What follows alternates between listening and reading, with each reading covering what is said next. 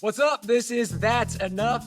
I'm Mike Janella. He's Steve Hofstetter. It's the show where we talk about the things in sports that we can stop talking about already, that we've had enough of. Steve, what's happening this week?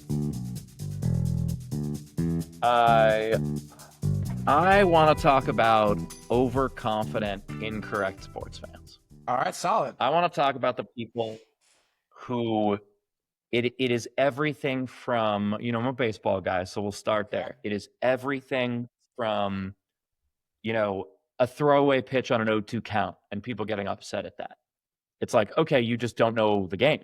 Like, you're supposed to do that. You're supposed to try to get some guy swinging wildly. The cheer for the high pop-up that's just behind the second baseman as if it's a home run. Like, okay, I understand. Upper deck, the perspective is skewed, but like, relax a little bit. But I Which happens think, at like Yankee Stadium or Fenway a lot, or Houston, where they have these little league fences and everyone thinks, oh, it could actually be a home run, maybe. yeah, exactly. Be like, oh my God, is Yeah. it going? It's going. Oh no, it's behind Yeah. the catcher.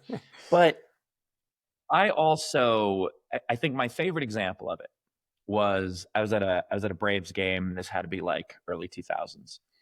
And this one fan in front of me is just screaming at the Braves for not putting in Mike Remlinger. And like, how dare they not go to Mike Remlinger? He's the best Remlinger. pitcher on Wow. the team, blah, blah, blah. And finally, I had to lean over and I just go, they haven't had him in 2 years. Really? Like, what are you doing? Why are you yelling at human beings when you don't know what the hell you're talking about? That is the thing. Or yeah, I mean that's obviously a very like egregious example. But yeah, just people who, oh, why aren't they bringing in this guy to face that hitter? Oh, because he's a lefty and he had like gives up a 5.25 average against lefties this year. Or Yeah. Or he's pitched for the last 5 days well, straight. yeah, Like, yeah, you're not paying attention. Or and I think the more any sport has gotten more analytical, and I think basketball is kind of the nearest one after baseball in terms of which guys belong on the court at the same time, or what are resting patterns, things like that. And it just feels like everyone thinks because we're in this Moneyball era of sports now that they have to have these super confident opinions because they have to know what they're talking about. And they'll have like that one stat that they read in a tweet a couple days ago that is their full basis of what they're trying to say. And it's just, there's no context to it, or they have no idea. They haven't been watching the games or whatever. I think it's kind of an epidemic because everyone feels they need to be a smarter fan. But just because you're smart doesn't mean you have to talk more or say things. well, but it's also I think it's sometimes not even about the analytics. Like, I've been to plenty of games where I've heard people in the row in front of me or behind me, fansplaining to whoever they're with, and they're just completely incorrect. Like, they're just like, and they're so confident about it. And it's okay to not know something. There's plenty that I don't know about the game. There's plenty that I don't know about, who's new on the roster. Every now and then, like, especially when your team is in a rebuilding phase, if you go to a game, you're just like, I don't know any of these Yeah. guys. Cool. I guess I'll learn something. This is now I'll start to see how they play. But it's okay to not know that. And I think my favorite basketball one was hearing someone fansplain to the person, they were behind me, and they were talking about like how, like, oh, they're not shooting it right now because they're a lazy player and blah blah blah. And I held back because I'm like, I'm not going to ruin this guy's night. But I really wanted to turn and just be like, also, they switch baskets. Like, it's at the half. Did you not notice that they're now facing the other way? And he's not shooting it because he's at the opposite baseline. And give it a second, and you'll see that. It's a shame. I think this is a problem just in life and society in general, is that everyone feels they need to say something. But I don't know, or I'm not sure, is fine. That's okay. Like, Yeah. that's allowable. If you say that all the time and you never put in that effort to know or learn, then we got a different story. But you don't have to know everything. There's a reason that, uh, you know, people who run companies have boards, right? There's a whole C-suite for this because you can't do everything on your own. There's a reason leaders of countries have cabinets and chiefs of staffs and all this stuff. It's okay to have stuff you don't know about that other people are experts in and that you might have to do some research on. And it, like you said, it's okay to be I fall in this trap a lot because my wife is from Spain originally, and so a lot of American sports she never really was that familiar with, like soccer for sure, and then basketball probably is the one that is next most popular over there in terms of what originated here. But I take her to a baseball game or take her to like an ice hockey game or her parents coming to visit, and I am the person that has to fansplain because they literally don't know what's going on. But there's some times where they'll ask me a question the way kind of a kid sometimes asks you those questions that you never think of because your brain just doesn't work the same way.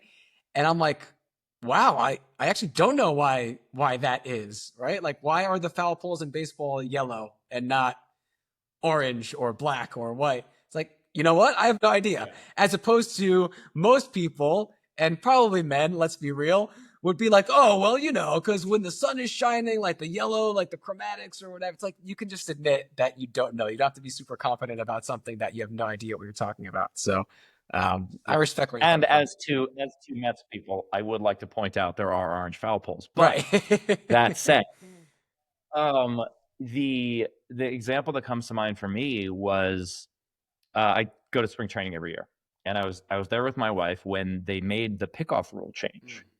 I didn't know that suddenly you now only have 2 tries, and on the third one you get him or he moves on to the next base.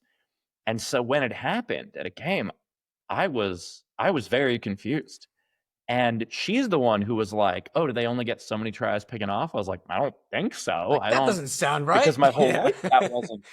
Yeah, I was like, I remember times when they throw over a dozen times just to mess with a guy. And so I looked it up. And sure enough, the rule had changed and it was like, "Oh, cool. I learned something." And even though like I explain baseball to her more often, like she's becoming a bigger fan because I'm a big fan, there are absolutely things I can learn because she's looking at the game from a Yeah. different perspective. I'm fine with that. The same way that like I know a decent amount about hockey, but she knows more about hockey than I do. And so there have been times when, we were watching the playoffs and there was something where I was just like, "Meh, what the hell was that?" And then we had to like go look it up. Right. Yeah, just know that you don't know everything, and that's okay, whether it's sports or anywhere else. Time for our not an ad break. This is from a brand that does not sponsor us. This is not an ad. Today, Steve, we have McDonald's. We all know what McDonald's is. Why do they still advertise? Who knows? Ba-da-ba-ba-ba. If McDonald's wants to Yeah. advertise with us, you certainly can.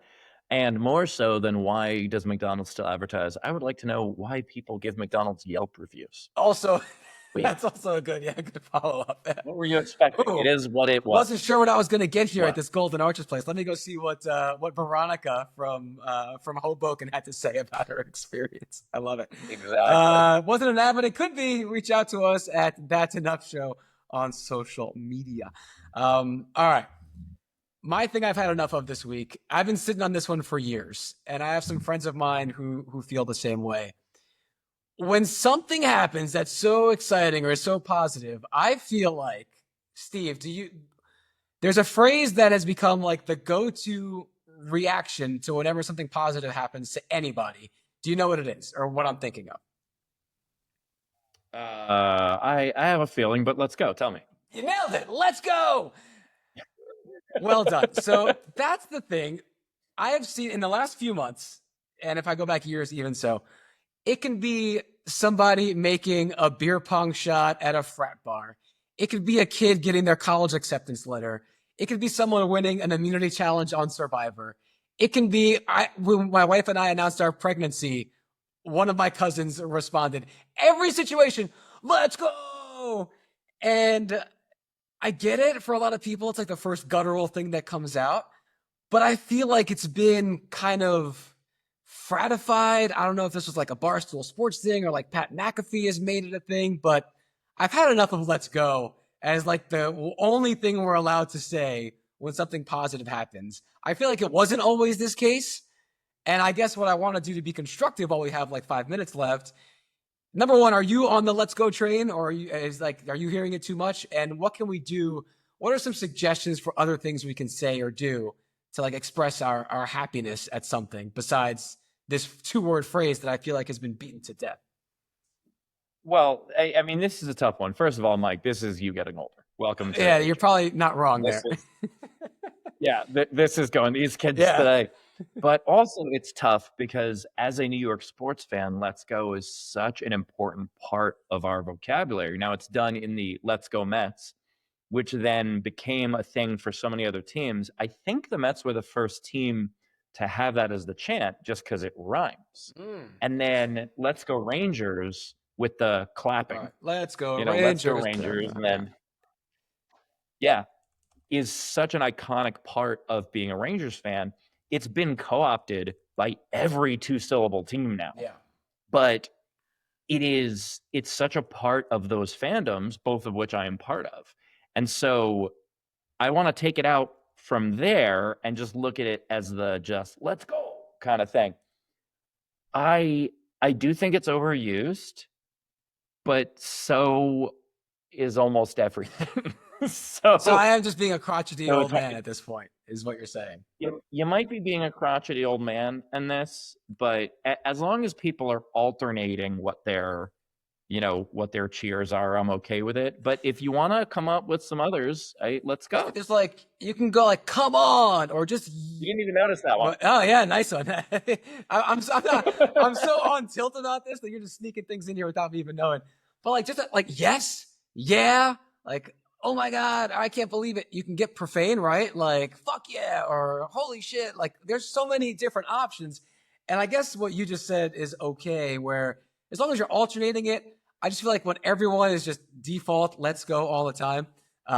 Again, I don't know why this bothers me so much. It shouldn't. It's just words, and people are happy. Why am I trying to ruin people's happiness? But it's funny. The other day, You want let's go gone, or at least severely diminished. I feel like just like, yeah. or again, just like be cognizant of the situation. When I tell you that my wife's pregnant, maybe congratulations, or that's amazing, like let's go, just like a guy would do after in a flip cup game. Just feels like a little bit incongruous to me, I guess, is the bigger thing I'm trying to say. It shouldn't be a one size fits all exclamation, maybe is what I'm getting to. Yeah, I can agree with you on that. I mean, I've used it in social media sometimes with doing a big tour that's sold out, or or selling a ton of tickets in a market that I did not expect. Like I would do a post about how I'm, packing out the crowd, packing out the show in Omaha, and I'm like, let's go, let's Right. do this, like that. I will use it for. I don't think I've ever replied to a pregnancy that way, because it almost feels like you are commenting on the act itself, Right. not Yeah, the, exactly. Yeah. Or like you get approved for a yeah, mortgage and but you're like, let's go to the banker. It just feels out of place to me. yeah, there's some situations it just does not fit. I think that you can. I would say sporting events are probably where it fits the most, but not in every situation. It's funny because the other day, uh, I don't know why I came across the YouTube link of Michael Phelps back in 2008 Beijing Olympics, and remember he was going for the 8 gold medals, and there was the Yeah, relay race where the Americans were behind, and it was I think Lee Zach was the anchor leg swimmer who had to come from behind and won by like a tenth of a second to keep the Phelps stream alive, and he reacted and he did everything except let's go. I'm like, see, that's what I'm talking about. If the greatest Olympian of all time can react without resorting to this phrase, and he was saying all kinds of different stuff, and it was just all like natural. I was like, this is what we need more of.